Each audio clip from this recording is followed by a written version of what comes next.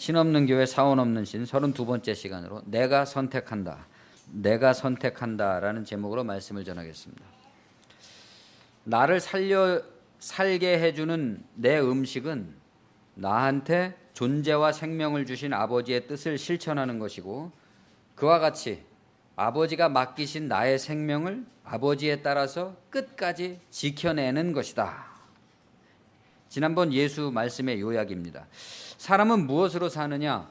떡으로만 사는 게 아니라 그보다 더 근원적으로는 존재, 인생을 주신 하나님의 뜻에 의해 산다.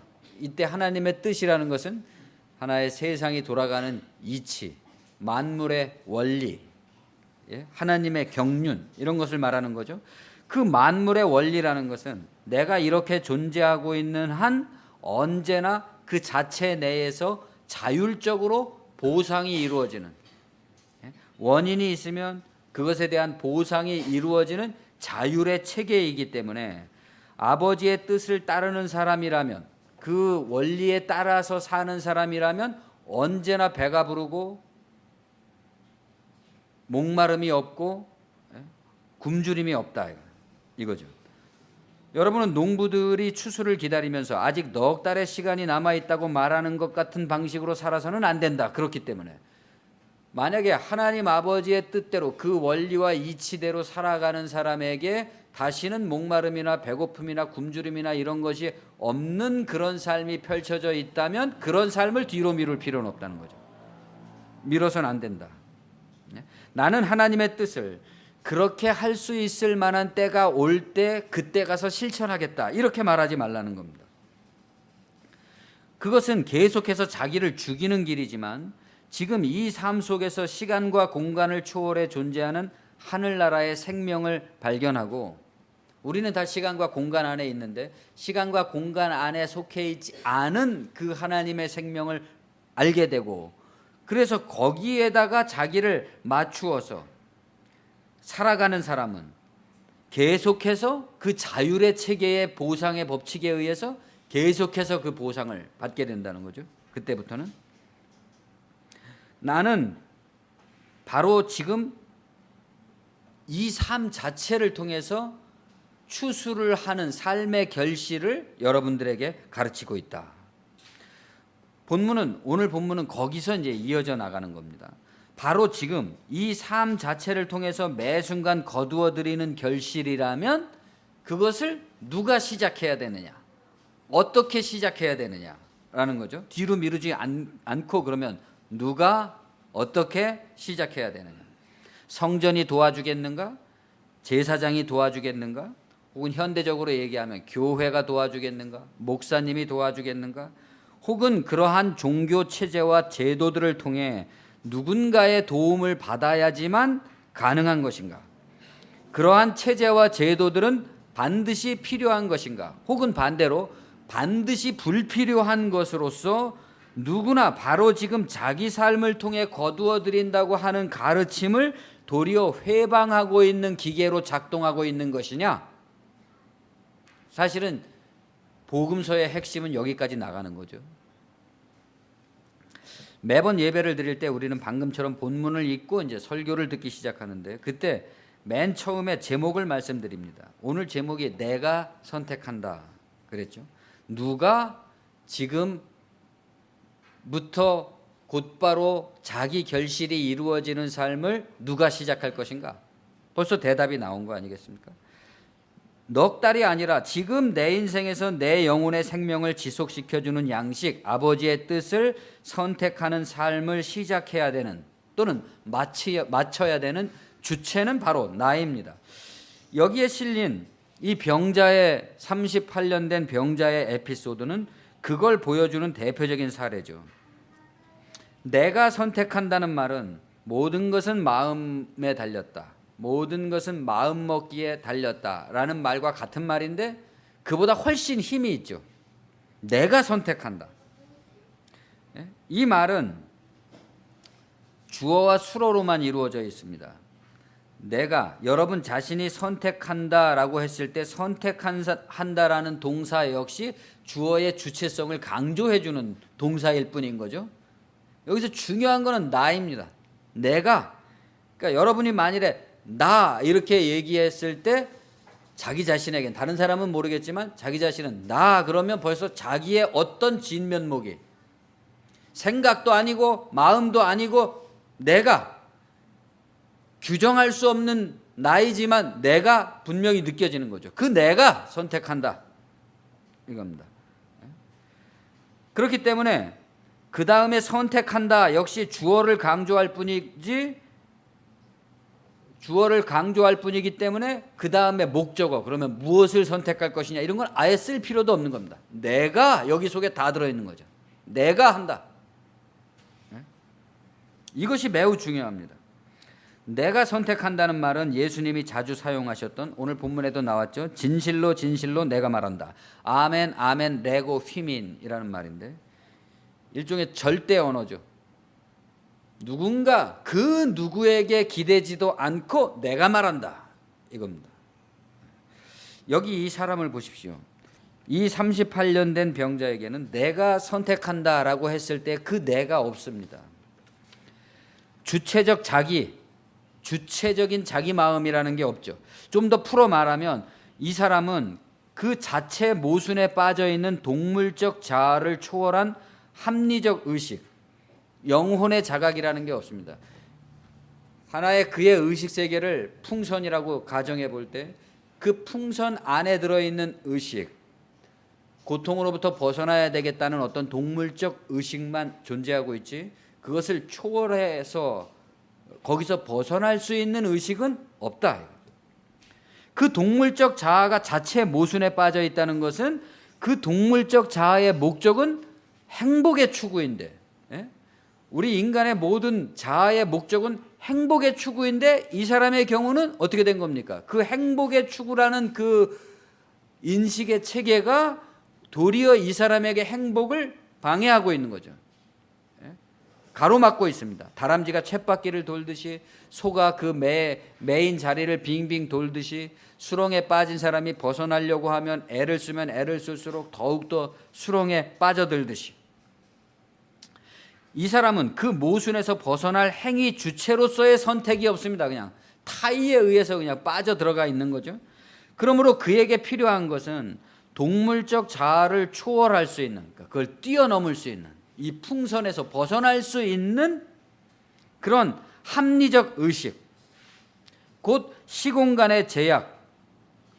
시공간의 제약이라는 것은 세상 율법이죠. 이 사람이 알고 있는 세상이라는 율법, 거기서 벗어날 수 있는 자유로운 영혼에 대한 자각이 이 사람에게 필요하다. 그것이 없이는 그 풍선 안에서 이렇게 하면 나아질 것이다, 저렇게 하면 나아질 것이다 하는 거 가지고는 해결이 안 된다, 이겁니다.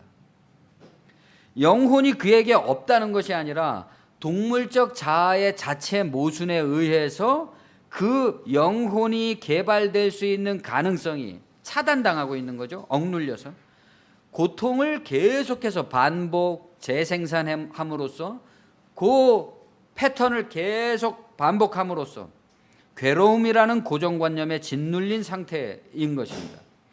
얼마 동안입니까? 무려 38년 동안을 그렇게 살았다. 정체도 이유도 모른 채, 왜 남들은 다 멀쩡하게 잘 살고 있는데 나는 이렇게 드러누워서 일어나지를 못하고 38년 동안 누워있는지, 왜 세상은 나에게 이렇게 적대적이고 폭력적인 것인지, 오직 이렇게 적대적이고 폭력적이고 이유를 알 수 없는 타령만이 나에게 존재하고 있을 뿐이지, 거기서 벗어나는 길을 선택할 수 있는 자력이라는 것은 선택의 여지가 없다, 이겁니다. 그래서 오로지 누워서 기다리는 것, 누군가 나를 여기서 건져주는 것 외에는 이 사람에겐 선택의 여지가 없습니다.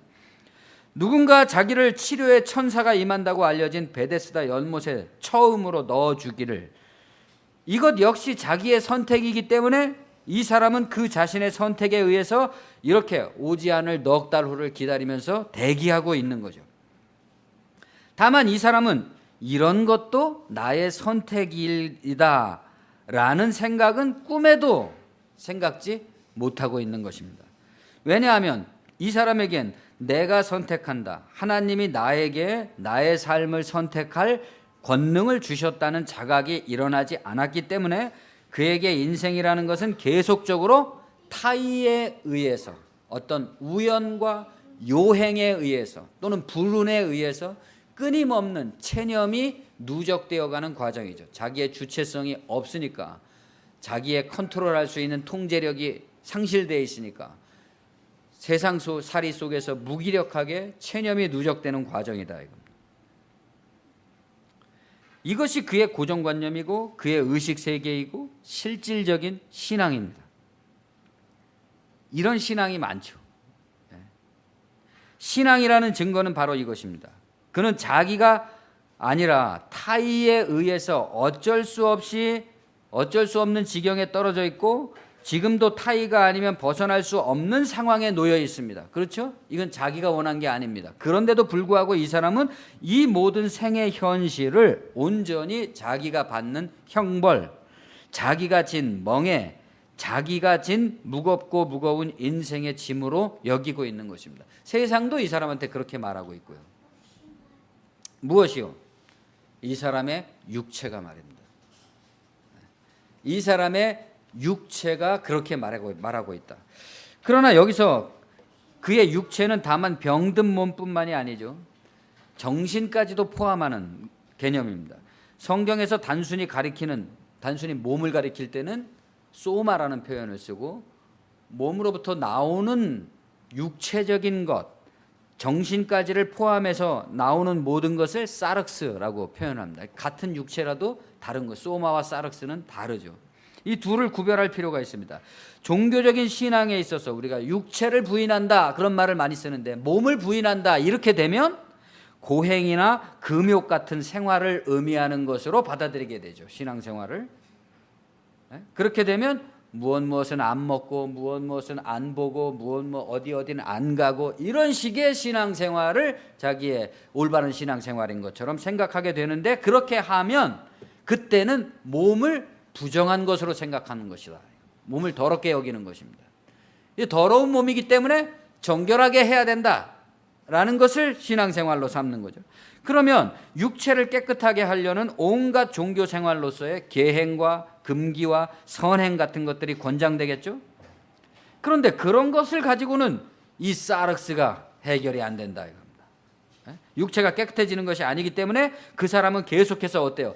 깨끗해지지가 않으니까 더 강도가 높은 몸을 괴롭히는 방식을 사용하겠죠. 더 강도가 높은 고행, 더 강도가 높은 금욕 이렇게 하겠죠. 그렇게 함으로써 이 사람은 계속해서 자기의 육체를 괴롭게 하는 것을 신앙생활로 여기게 되고, 점점 자기 비하적이고 피학적이고 부정적이고 비관적이고 패배적이고 타계적인 신앙을 갖게 될 겁니다. 영원히 죽을 수밖에 없는, 이러면서 자기를 비하하면서 이런 신앙생활을 하겠죠. 인간은 다 죄인입니다. 갓난 아기로부터 노인에 이르기까지 다 죄인입니다. 어쩔 수 없습니다. 이런 식으로 자꾸만 간다 이겁니다. 반면에 그러면 정말로 자기를 그렇게 비하하는 것이라면 겸손하기라도 해야 될 텐데, 오히려 반면에 남보다 더한 금욕과 절제를 통한 율법과 자랑 같은 바리새인 같은 신앙생활이 쌓이게 됨으로써 이중적인 모순에 쌓이는 거죠. 한편으로는 자기를 비하하고 세상을 비관적으로 보면서 다른 한편으로는 또 자기의 그 고행의 저력을 자랑하게 되는 이런 불균형적인 신앙을 갖게 됩니다. 믿음과 삶, 말과 실질이 다른 신앙인이 될 게 뻔합니다. 그러나 몸에는 본디 병고가 없다. 불교의 어떤 책에서 제가 읽은 건데, 몸에는 본래 병이 없다는 겁니다. 병이라는 건 다 마음이 만들어낸다는 거죠. 그런 말처럼 몸이라는 것은 본래 더럽거나 깨끗한 것이 아니다. 이게 하나의 기계죠. 그릇, 기계입니다. 이것 자체로는 더럽고 깨끗하고가 없다. 그리로 들어가는 것이, 이 몸으로 들어가는 것이 사람을 더럽게 하는 게 아니라 이 몸에서 나오는 것이 사람을 더럽게 한다 그랬습니다. 그러니까 소마 자체가 더러운 게 아니라 여기서 나오는 사륵스가 더러운 것이다 이거죠. 육체를 부인한다고 했을 때 육체는 그러니까 소마가 아니라 사륵스인 것이죠. 소마로부터 사륵스가 나온다고 할 때 사륵스를 부인한다고 하는 거라면 그것은 오히려 소마를 지지해주고 보증해주는 거죠. 그렇겠죠? 그렇기 때문에 우리 오랫동안 우리 기독교는 몸을 억압하고 몸을 구속하고 몸을 정죄하는 것으로 우리 교회의 어떤 조직과 체제를 정비를 해왔습니다. 어디에는 가지 마라, 뭐는 먹지 마라, 뭐는 보지 마라, 뭐는 듣지도 말라, 이런 식으로 말이죠. 그러니까 청교도들이 되게 이제 그렇게 살았죠. 그 청교도 이후에 그래서 반란이 일어나게 되는 겁니다. 그것으로부터 얻은 게 뭐냐? 바리새적인 위선만이 두드러지게 된 거죠, 교회 안에. 인간의 진실한 욕망을 부정하게 되고, 부정하게 되니까 그 진실한 욕망이 어떻게 돼요? 어두운 곳으로 숨게 되고 사라진 게 아닙니다. 그거 없이는 못 사니까. 인간은 동물적이기도 하잖아요. 그런 기본적인 것들을 안 채워주면서 부정하게 생각을 하면서 도리어 어떤 추상적인 관념적인 어떤 것들을 고결하게 높임으로써 불균형을 가져왔다. 성도들의 소마를 억압해 놓고 자기들의 사륵스로부터 자유로웠던 누군가들에게만 유익한 체계가 된 거죠. 제가 이런 말씀을 드리는 이유는 본문에 나오는 병자와 같은 육체의 문제에 붙들린 사람, 사륵스의 문제에 붙들린 사람에게 소마를 부인하라고 가르치는 종교 체제의 권고가 얼마나 불합리한 것인가 또는 상관이 없는 것인가 하는 것을 말씀드리고자 하는 겁니다. 이에 대해서는 사도 바울이 잘 정리를 해주셨습니다. 골로새서 2장 21절 이하에 보면 곧 붙잡지도 말고 맛보지도 말고 만지지도 말라 하는 것이니, 이게 금욕주의적인 신앙을 말하는 겁니다. 붙잡지도 말고 맛보지도 말고 만지지도 말라 하는 것이니 이 모든 것은 한때 쓰이고는 없어지리라. 이 영원한 가르침이 아니다. 그때 자기들이 좋아서 만들어낸 것일 뿐이다. 사람의 명령과 가르침을 따르느냐, 이런 것들은 자의적 숭배와 자기가 생각해서 하는 숭배와 겸손과 자의적 겸손, 진정한 겸손이 아니라 겸손한 척하는 겸손과 몸을 괴롭게 하는 데는 지혜 있는 모양이나 오직 육체 따르는 것을 금하는 데는 조금도 유익이 없느니라. 사륵스를 제어하는 데는 도움이 못 된다. 그런 금욕적인 것 가지고는. 예수님은 여러분은 새로 태어나지 않으면 안 된다라고 말씀하셨습니다. 이것은 두 번째 출생, 곧 영혼의 자각을 말씀하는 것인데, 하늘나라에 들어가기 위해서 이 세계의 진실된 이치에 부합하는 사람이 되기 위해서, 동물적 자아의 자체 모순으로부터 벗어나기 위해서, 인간이 인간에게 가하고 있는 인위의 폭력과 희생의 제사를 끝내기 위해서, 그 폭력과 희생을 빌미로 이 세상의 체제를 항구적으로 존속시키는 데만 기여하고 있는 종교 체제의 모순에서 해방되기 위해서, 남에게 대접을 받고자 하는 대로 남을 대접하는 벌거벗은 에덴 동산, 그 환대가 넘치는 유토피아와 파라다이스를 회복하기 위해서 인간은 더 이상 새로 태어나는 것을 뒤로 미뤄서는 안 된다. 이 말은 필연적으로 그렇게 되지 않으면 안 된다는 것을 말씀하는 겁니다.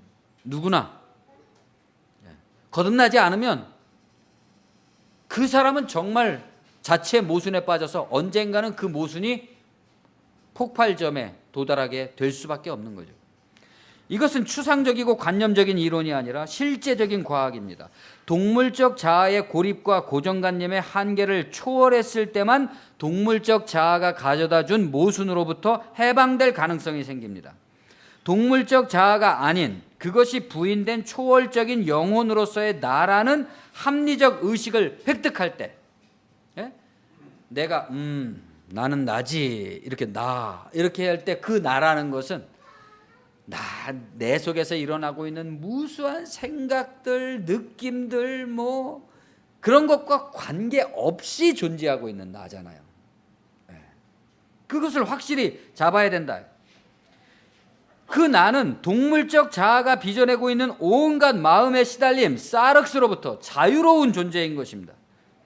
진리를 알지니 진리가 너희를 자유케 하리라 했을 때 오직 자유. 근데 우리말에서 자유, 스스로 자 말미암을 유 할 때도 벌써 자기가 들어있잖아요. 나로 말미암는다. 모든 것이. 그게 자유입니다. 나의 선택으로서의 자유가 진리 추수의 결실인 것이죠. 그 자유로움 속에서 사람은 세상이 줄 수 없는 오직 생명, 오로지 생명일 뿐인 그 행복의 세계를 발견하게 된다. 이 나의 동물적 자아에는 자체 모순에 의해서 항상 결핍과 고립과 슬픔과 파국과 이렇게 끝날 수밖에 없는 거거든요. 근데 거기서 벗어나게서 존재하게 되니까 이제 그런 모든 것이 없다 이거. 그런 모든 것이 없으니까 그때야말로 자기의 자아의 진정한 행복이 뭡니까? 자유를 느낀다, 발견한다. 이것이 얼마나 신비롭고 얼마나 기가 막힌 것인지, 한번 그것을 발견한 사람은 계속해서 그것을 얻고자, 한번 맛봤지만 확실한 건 아니잖아요. 이것이 무엇이냐 그러고 계속해서 알아보려고.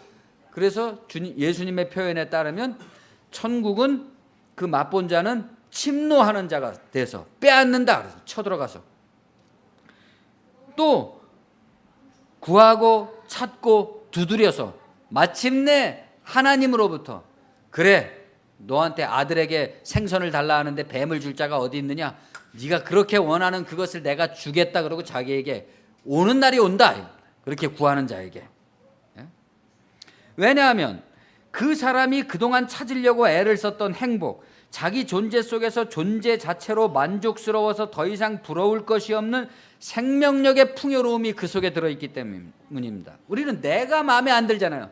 내가 마음에 안 들어서 나 아닌 다른 어떤 것들로 나를 만족시키려고 노력해 애써 왔는데, 그게 아니라 나 자체로 이미 그 자체 안에서 자율적 보상이 이루어져서 너무나 만족스러운 세계를 발견하게 됐다.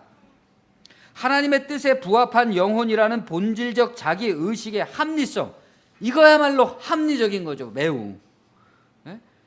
또 시공간과 거기서 빚어지는 육체와 마음의 온갖 환영과 망상의 악순환, 그 병증으로부터 자유로워진 새 생명의 자각, 거기서 행복을 찾고 발견하는 사람은 이미 벌써 세상을 벗어났다는 게 하늘나라잖아요. 세상을 벗어난 생명, 자유가 주어진 것이지만, 거기서 새로 태어나서 자신의 새로워진 인생과 생활을 찾지 못하고 그것을 여전히 동물적 자아를 통해서 만족시키려고 노력하는 사람은 그 자체 모순에 의해서 스스로의 생명을 이미 벌써 상실하고 있다. 이게 복음의 진단입니다. 그렇기 때문에 이것은 육체의 문제인가요? 영혼의 문제인가요? 영의 문제이면서 동시에 육의 문제다, 이렇게 말할 수 있겠죠. 육체의 문제인데 이것이 곧 영의 문제다. 마태복음 4장에서 광야에 가서 예수님은 40일간의 금식과 명상 끝에 이 영혼의 문제이자 육체의 문제로부터 해답을 얻으셨습니다. 이게 승리죠. 이게 승리인데, 복음서의 모든 기초는 마태복음 4장의 광야의 시험에서 시작되는 겁니다. 그것은 육체의 시험과 영혼의 자유의 문제다. 육체는 시험 받는데 영혼은 자유롭다. 이 문제다. 이거. 사람의 본질은 영혼이지만 육체를 가지고 있습니다. 그로 인해서 교란하는 것들이 발생하죠. 육체를 가졌기 때문에 가장 먼저 뭐가 왔어요? 배고픔. 배고프니까 뭐가 필요합니까? 빵이 필요합니다. 빵을 누가 많이 갖고 있느냐, 누가 주느냐, 이것에 따라서 그것이 가진 위력, 그것이 속삭이는 유혹, 그것이 가진 권세, 그것의 집요한 시험, 끝까지 인간을 붙잡고 놔주지 않는, 예수는 육체의 연약함을 배제하지 않지만 그것을 빌미로 내 영혼의 자유를 빼앗는 유혹, 사탄에게 굴복하지 않겠다라는 결의로서 그 시험을 통과했습니다. 사람은 그 육체의 연약함을 짊어진 채로도 자유롭다는 겁니다. 짊어진 채 자유로울 수 있다. 어떨 때 어떻게 하면 그러면 최소한의 어떻게 하면 자유로울 수 있을까요? 최소한의 것으로 가능한 자유, 가난의 자유, 그것은 가능성에 의해서 미혹되지 않으며 동요되지 않으며 매 순간 이미 주어지는 삶의 은총에 감사하며 더 이상 탐욕으로 무언가를 바라지 않음으로써 그 탐심에 의해서 시달리지 않는 마음, 공중의 새, 들의 백합처럼 마음이 가난하기 때문에 천국은 이미 단순하고 소박하게 이루어진다 이거죠. 그 속에서 그것은 단순하고 소박한 사상이자 행동 양식이지만 그리스도를 따르는 가르침으로써 그것에 반하고 있는 온 세상을 대적하고 있는 겁니다. 그렇죠? 온 세상, 빵을 움켜쥐고 있는 온 세상을 영혼의 자유라는 것으로서 소박한 사상으로 대적하고 있기 때문에 그리스도를 따르는 이 기독교는 거대한 안티 크리스토스를 대적하고 있다. 적 그리스도의 세력을 대적하고 있다. 그런데 의미가 있는 거죠. 그래서 가장 소박한 사상이지만 이 거대한 세상의 율법과 체제를 무너뜨립니다. 이게 또 어마어마한 파워죠. 그것이 설령 무너뜨리는데 어떤 것들을 무너뜨리느냐? 그것이 설령 그리스도를 빙자한 대형 콤플렉스의 성전일지라도 가차없이 무너뜨린다. 이것이 거듭남이라는 자기 선택의 충분성이 가져오는 사회적 파급으로서의 나비 효과입니다. 왜? 나 혼자 예수 잘 믿고 내 마음에 평안을 얻고 진리에 따라 살겠다는데 왜 세상의 권력들이 그토록 많은 기독교인들을 죽였단 말입니까? 그것이 자기 체제들에게 위협이 되기 때문인 거죠. 이 소박한 사상이. 나는 바뀌었다는 자기 고백은 행복을 얻기 위해서 뭔가를 해야만 한다는 세상의 율법, 세상의 끝없는 수탈로부터 자유를 가리키고 그것의 완성은 자기 종교로부터의 자유입니다. 모든 수탈로부터의 자유인데 그 수탈로부터의 자유의 정점은 종교로부터의 자유다. 왜냐하면 그 모든 수탈을 가능하게 하는 그것 자체가 바로 세상의 종교이기 때문입니다. 곧 모든 세상의 지식과 거기에 부합해 가려고 피로하고 지친 자의식의 수탈로부터의 자유를 말하는 것인데 그 수탈의 체제가 실질적 종교이고 교회는 그 수탈의 거대한 세상이라는 체제 자체가 하나의 우상, 안티 기독교, 안티 예수인 것이고 교회는 만약에 그것이 타락한 교회라면 교회는 그 거대한 세상 종교의 일부분에 불과하다. 세 발의 피에 불과하다. 그것들이 아니라도 나는 충분하다는 겁니다. 그런데 그것이 아무리 이 세상을 지배하고 있고 거대한 그 권력으로 너가 나에게 굴복하지 않으면 너는 이 세상에서 아무것도 아닌 존재가 될 거야 라고 나를 위협한다고 할지라도 나는 그것이 필요 없다 이제는 라고 말하고 있기 때문에 나는 충분하다. 왜냐하면 하나님의 뜻은 나라는 존재 자체 안에서 이미 자율적으로 죄와 형벌, 선과 보상, 희생과 재씻김의 종교 체제를 스스로 유지하고 있기 때문입니다. 내가 어렸을 때는 몰랐는데 내가 신앙이 자라서 깨우치고 보니까 이미 내 안에 교회와 종교 생활이 다 들어있구나. 다른 곳에 가서 제사를 드리면서 물건을 바치면서 이렇게 할 필요가 없는 거로구나. 내 안에서 이미 자체적으로 잘못한 것에 대해서는 형벌이 주어지고 내가 회개한 것에 대해서는 죄 씻김이 주어지고 내가 잘한 것에 대해서는 그것에 대한 상이 따라오고 자랑할 필요도 없고 사람들한테 알릴 나팔을 불 필요도 없이 스스로 이렇게 이루어져 가고 있구나 하는 것을 알게 됐다 이겁니다. 모든 혼란스러웠던 비유, 어린이의 시대가 이제 내게서 끝났고 나는 이제 모든 비유의 본질을 깨달은 성인이 되었기 때문에 아버지 앞에서 이제는 당당한 아빠, 엄마 앞에서 옛날에 어린아이가 아니라 이제는 당당한 동료 어른으로서 아들과 딸로서 당당히 섰기 때문에 이제부터 스스로 오는 보상은 누구로부터 오는 것이냐? 내 책임인 것이죠. 이제부터는 다. 이 모든 것이 나 자신의 선택, 곧 인식의 문제, 의식혁명이다 이겁니다. 그 후에 유대인의 명절이 되어 예수께서 예루살렘에 올라가시니라. 예루살렘에 있는 양문 곁에 히브리 말로 베데스다라는 못이 있는데 거기 행각 5이 있고 그 안에 많은 병자, 맹인, 다리 저는 사람, 혈기 마른 사람이 누워 물의 움직임을 기다리니 이는 천사가 가끔 못에 내려와 물을 움직이게 하는데 움직인 후에 먼저 들어가는 자는 어떤 병에 걸렸든지 낫게 되미로라. 거기 38에 된 병자가 있더라. 예수께서 그 누운 것을 보시고 병이 벌써 오래된 줄 아시고 이르시되 내가 낫고자 하느냐. 병자가 대답하되 주여 물이 움직일 때 나를 못에 넣어주는 사람이 없어 내가 가는 동안에 다른 사람이 먼저 내려가나이다. 예수께서 이르시되 일어나 내 자리를 들고 걸어가라 하시니 그 사람이 곧 나아서 자리를 들고 걸어가니라. 전편의 문맥상 이 에피소드의 핵심은 결국 이 사람은 누군가 자기를 못에 넣어줄 사람, 메시아를 기다려야 되는 것이 아니라 자기 자신이 자의로 일어나서 걸어가야 한다는 것입니다. 다시 말해서 그를 둘러싸고 있는 예루살렘과 그 고색창연한 도시의 종교 체제는 이 사람을 도와줄 리가 없다는 겁니다. 오히려 미신, 천사 같은 이야기로 이 사람을 미혹하고 사람들을 계속 베데스다 연못 근처에 누워있게 만들어주는 것이죠. 그래야 하나님을 빙자한 자기들의 체제가 유지됩니다.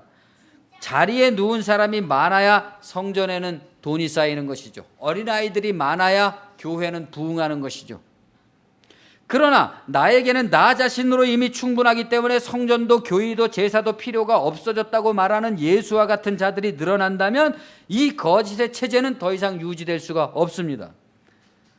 병자를 고친 날이 안식일이라고 그것을 꼬투리 잡는 유대인들의 태도는 그들의 존재의 목적이, 이 종교 체제의 존재의 목적이 병자의 치유에 있는 것이 아니라 자기들의 체제의 기득권의 유지 존속에 있다. 이것을 말해주는 거죠.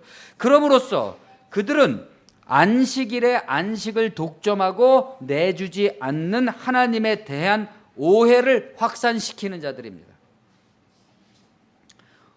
이 모든 일에 하나님이 개입하고 계신다는 것이죠. 병자의 병이 하나님이 개입하신 거라면 병을 고치는 행위는 하나님에 대한 반역이 됩니다. 그렇지 않겠습니까? 하나님이 병을 주셨는데 병을 고치는 건 그럼 하나님을 거역하는 거잖아요. 그게 아니라면 하나님은 병 주고 약 주는 분이라는 것이죠. 그런 논리가 성립됩니다. 그렇게 말하는 사람들이 많고 그렇게 이해하는 사람들이 많습니다. 하나님은 병도 주고 약도 준다. 뭐 이런 식으로. 그러나 이 모든 것이 하나님에 대한 오해에서 비롯된 것이고 진리에 대한 무지에서 비롯된 것이기 때문에 전적으로 이제부터는 너 자신의 선택에 달린 문제이다라고 한다면 하나님은 혐의를 벗어나고 오히려 사람이 그의 뜻을 거역해 왔음에도 불구하고 여전히 그 사람에게 영혼과 생명과 기회를 공급해 오시는 분이라는 사실이 밝혀지게 되죠. 그러므로 여기서의 핵심은 예수의 기적이 아니라 이 38년 된 병자가 스스로 자의와 자력에 의해서 자리를 들고 일어났다는 점입니다. 이것을 예수님이 얼마나 대단하시냐, 기적으로 이 병자를 고치셨다, 이런 식으로 이해하면 우리는 그냥 38년 동안 누워 있어야 됩니다. 예수님이 올 때까지. 그것은 필시 죽을 때까지 누워 있게 될 겁니다. 여기서 한 가지 예상되는 질문이 있을 것 같습니다. 그렇다면 예수를 믿고 예수의 가르침을 따라서 스스로의 선택에 의해 일어나려는 의지를 가지고도 병이 낫지 않는 경우는 무엇인가? 왜 사람들은 여전히 해결불능의 고통과 괴로움에 시달리고 있는가? 하나님이 계시다면 어째서 자력적이고 의지적으로 이러한 모순을 타개하지 않으시는가? 적극적으로. 그런 하나님이라면 무능력하거나 괴팍하거나 아니면 실제로는 존재하지 않는 하나님이 아니겠는가? 그렇게 질문하는 한 그런 사람을 설득시킬 수는 없습니다. 이 점이 아마도 종교의 자리가 과학의 자리와 동등하게 서지 못하고 종교의 위상은 모든 학문의 위에 있는데도 불구하고 오히려 밑에 있는 세상 학문에게 종종 비하와 경멸의 그 대접을 받게 되는 이유이죠. 종교는 고백에 의하지 않고는 받아들여질 수가 없습니다. 이게 참 어려운 거죠. 자기가 그것을 받아들이기로 받아들이게 됐든 어쨌든 받아들이기로 하지 않고서는 설득될 수가 없다. 이것이 세상에 유식하고 고매하신 학자들보다도 아무것도 모르지만 오로지 믿습니다 하고 나가는 못 배운 사람이 더 하늘나라에 가까운 이유일 겁니다. 말하자면 이 하나님의 세계에는 그러한 하나님에 대한 회의로는 기각된다. 고통의 가해자가 분명한 경우를 제외하고 왜 나는 예수를 믿었는데도 여전히 이런 고통에 처해 있는가? 이것이 하나님의 뜻이 아니라면 하나님의 뜻은 무엇이란 말인가? 그런 말은 하지 말라는 겁니다. 하나님 앞에서. 오직 아버지의 뜻은 스스로의 선택에 모든 것이 달려있다는 겁니다. 여기 이유가 있습니다. 그냥 이것이 무지막지한 그런 말이 아니라 이유가 있어요. 그렇게 해야만 하는. 왜냐하면 아버지는 생명을 주셨고 생명은 오로지 생명이고 빛은 오로지 빛이기 때문에 하나님에게는 어둠이 조금도 없고 오로지 빛이시기 때문이다 그랬습니다.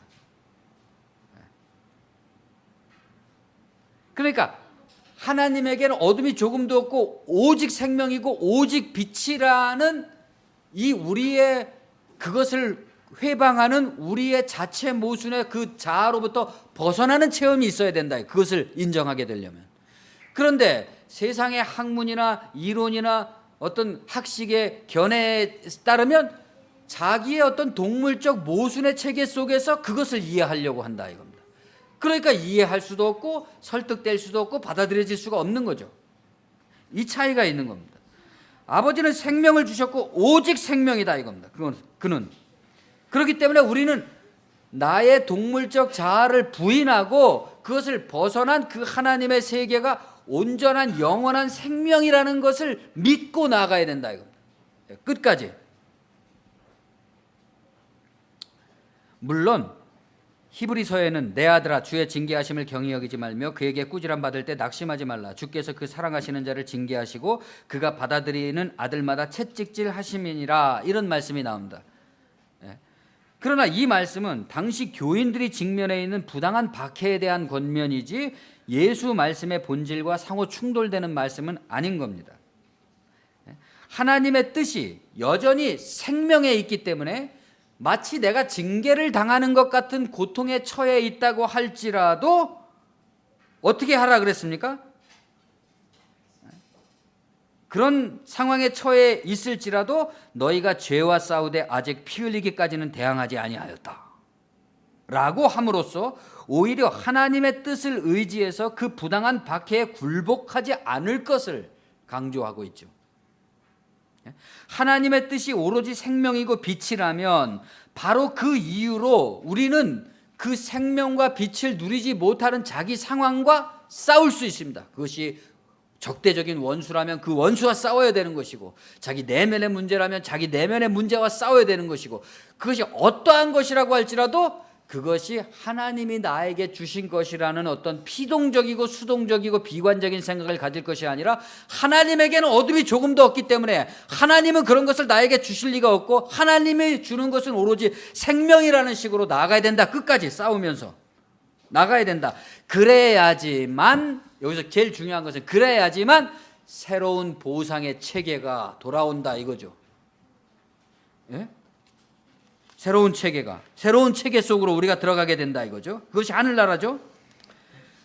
그것은 우리가 피해자일지라도 우리를 괴롭히는 대상보다 그러니까 내가 이 영원한 하늘나라의 이 세계의 원리를 획득했다면 나를 괴롭히고 있는 그 대상보다 내가 훨씬 더 높아졌기 때문에 내가 피해자일지라도 나는 긍정적이고 나는 승리를 얻은 사람이고 나는 더욱 고결한 사람이기 때문에 싸워나갈 수 있다 이겁니다. 예? 예수께서 귀신을 쫓을 때 이 더러운 귀신아 이렇게 낮게 보시잖아요. 그것의 위력은 이 사람을 38년 동안이나 둘러눕게 했는데도 불구하고 그것의 본질은 추악하고 더러운 것이다 이거죠. 나의 본질은 그것보다 훨씬 더 높고 고결해서 하나님의 아들이다 이겁니다.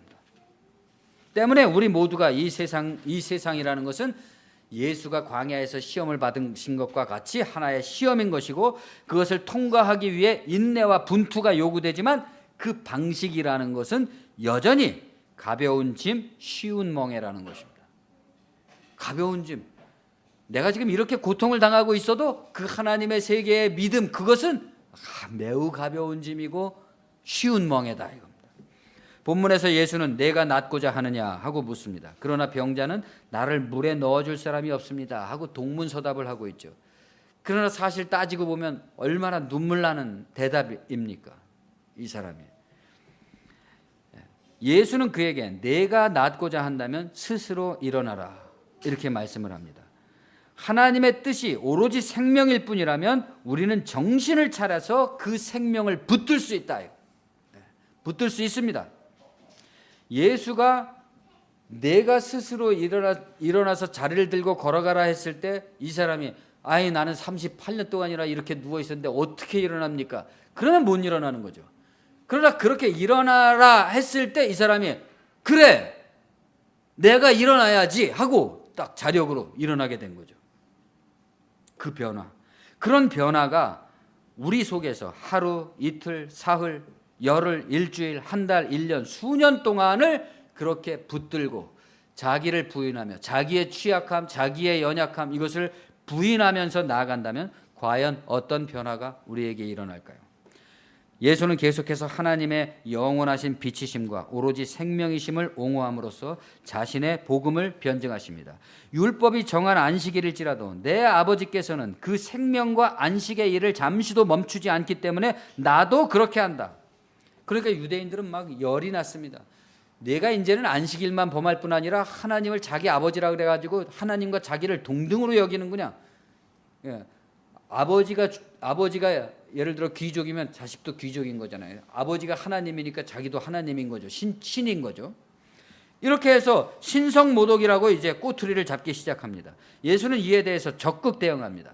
아들이 아버지가 하는 일을 보지 않고서는 아무것도 스스로 할 수 없는 것처럼. 그렇죠? 어린 애들은 아빠 엄마를 졸졸 따라다니면서 아빠 엄마가 하는 걸 보고 인생을 어떻게 사는 것인지를 안다 하는 것처럼 나도 하늘 아버지가 어떻게 하시는 것을 봤기 때문에 나도 그 일을 행하는 것이고, 그렇기 때문에 너희가 아들을 나를 공경하지 않는, 내가 하는 일을 공경하지 않는 것은 하늘 아버지도 공경하지 않는다는 것을 보여주는 것이다. 너희가 이런 정도를 가지고 놀라느냐? 더 큰 일도 보게 될 것이다. 어떤 거냐? 하나님 아버지가 죽은 자를 살리신 같이 나도 죽어있는 사람들을 살린다. 하나님께는 아무도 심판하지 아니하시고, 하나님께서는 아무도 심판하지 아니하시고, 중요한 말입니다. 하나님이 누구를 심판한다 이런 말 하지 말라요. 하나님은 아무도 심판하지 아니하시고 그 심판을 누구한테 맡기셨어요? 인간에게 맡기셨다. 사람에게 맡기셨다. 아들에게 맡겼다는 말은 사람의 아들, 인자에게 맡기셨다는 거잖아요. 사람에게 맡겼다 이거. 그러나 그 심판이란 너희가 아는 정죄가 아니라 하나님께서 모든 사람에게 자기의 생사를 선택할 힘을 주셨다는, 자기의 생사를 자기가 선택할 힘을 주셨다는 이 사실이 세상에 대한 심판이라는 겁니다. 잘 생각해 보십시오. 각 사람이 자기의 생사를 자기가 선택할 힘을 하나님이 주신 것, 그것이 이 세상 체제에 대한 심판이다. 사람들이 진실되게 생명의 아버지를 공경한다면 당연히 나 또한 공경할 것이다. 나를 공경하지 않는다는 것은 나를 보내신 아버지도 공경하지 않는다는 것이다. 내가 진실로 진실로 너희에게 말한다. 내 말을 들음으로써 나 보내신 이를 믿은 자는 영원한 생명을 얻었고 심판에 이르지 아니하느니. 그러니까 세상 율법 체계 속에 들어있지 않으니까 심판에 떨어지지 않는다 이거죠. 그렇기 때문에 그 사람은 벌써 사망에서 생명으로 옮겨졌다. 영혼이 죽은 사람들이 하나님의 아들의 음성을 들을 때가 왔다. 곧 지금이다. 듣는 자는 살아날 것이다. 아버지께서는 자기 속에 오로지 생명이 있음같이 아들에게도 생명을 주어서 그 속에 있게 하셨고, 또 사람의 아들의 모습으로서 그에 반하는 세상을 심판하는 권능을 주셨다. 인자됨으로 세상을 심판하는 권세를 주셨다는 말은 그 말입니다. 사람이기 때문에, 참 사람으로서 이 사람의 세상에 속해 있지 않게 됨으로써 그 세상을 심판하는 권세를 주셨다.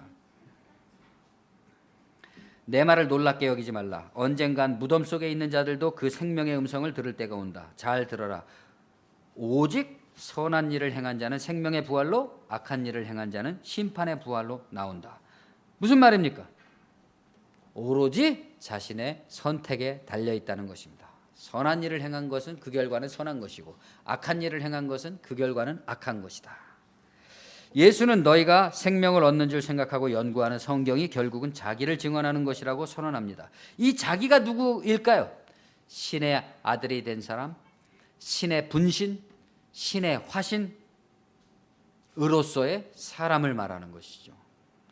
그러나 사람들은 오늘날까지도 영생을 얻기 위해서 하나님의 아들로 오신 예수의 말씀을 듣는 대신 예수의 사람으로서 세상을 심판하신 예수를 믿는 대신에 예수를 그냥 드높이 하나님의 아들로만 높여서 그 예수가 자기 자신에게 오는 것을 극구 가로막고 있는 것이죠. 또한 그렇게 믿고 사람들에게 전파함으로써 사람들 자신 속에 예수가 들어오셔서, 예수의 영이 들어오셔서 그 사람으로 하여금 그리스도의 길을 따라가게 하는데 여전히 또 회방을 하고 있습니다. 그러면서도 예수의 말씀을 듣는 대신에 다른 사람들이 자기의 영광을 취하기 위해서 자기 이름으로 오는 것에는 열광해서 쫓아다닙니다. 어떤 분이 대단하다, 저분이 대단하다, 어쩌고 저쩌고 하면서 말이죠. 예수님이 여기저기 다니지 말라 그랬잖아요. 자기 속에 있으니까. 결과적으로 자기들이 그렇게 되면 결과적으로 자기들이 믿는다고 전파하는 신앙, 모세, 율법을 말하죠. 세상 율법으로부터 자기들이 믿고 전파한 그것으로 인해서 자기가 도리어 심판을 받게 된다. 그 자체 모순에 의해서. 왜냐하면 사람들이 유일하신 하나님께로부터 오는 영광, 하나님의 영광이라는 것은 뭡니까? 실질적인 능력을 말하는 거죠. 실질적인 능력으로서의 하나님의 영광은 구하지 아니하고 각자 자기의 허영의 영광을 구하기 때문에 그 실질적인 능력이 왔느냐 안 왔느냐에 대한 자기 탐구, 자기의 탐구 속에서만 이루어지는 그것에는 관심이 없고 오직 사람들을 끌어모아서 우리가 이 정도 되는 모임입니다 하는 식으로 하는 데만, 허영의 영광을 구하는 데만 관심을 갖고 있고 그것이 하나의 종교의 체계가 돼 있고 사람들은 다시 그 종교의 체계에 휘둘리고 있다. 사람들이 기독교인을 가장 싫어하는 이유가 위선 때문이라고 그럽니다. 그러나 상관하지 마십시오. 인생의 비밀, 존재의 의미를 깨달은 사람은 이미 그러한 육체, 사륵스를 의지하는 체제, 그 체제로부터, 그러한 생활로부터 벗어나 있기 때문입니다. 기도하겠습니다. 주님, 은혜를 감사합니다. 아버지는 아들에게, 딸에게 자신의 생사를 선택할 수 있는 힘을 주셨습니다. 분별력을 주셨습니다. 우리의 영혼은 하나님 안에 영원히 있는 것이고 그 생명은 영원한 하나님의 생명으로부터 받은 것이기 때문에 없어지는 것도 아니고 죽는 것도 아니고 소멸되는 것도 아니고 이 육체 안에 우리가 머무는 동안에 그 영혼의 생명력이 여러 교란된 것으로 말미암아서 시달리고 짓눌리고 억압되고 빛이 드러나지 아니하고 밝혀지지 않는 가운데 있습니다. 주님, 이제 우리 안에서 그 빛이 드러나고자 더 이상 이 세상의 수탈의 체제 속에서 시달리는 이 자아의 모순, 이것으로는 살 수 없는 단계에 이르렀을 때에 우리로 하여금 과감하고 용기 있게 하나님의 빛으로 나아갈 수 있는 길을 열어주시고 그 영혼의 분별력으로 이 세상을 극복하며 이기며 나아갈 수 있는 그 시험을 통과할 수 있는 비결을 우리에게 가르쳐 주시기를 간절히 기도하고 원합니다. 우리 각 성도들이 처해 있는 여러 상황들 속에서 이 복음의 진리가 우리를 도사로 만들지는 못할지라도 우리로 하여금 분투하며 싸우며 굴복하지 아니하고 나아갈 수 있는 오직 생명을 향해서 오직 생명을 고백하면서 나아갈 수 있는 힘만은 남아있는 우리가 될 수 있도록 주님께서 은혜를 베풀어 주시옵소서. 예수님의 이름으로 감사하며 기도합니다. 아멘.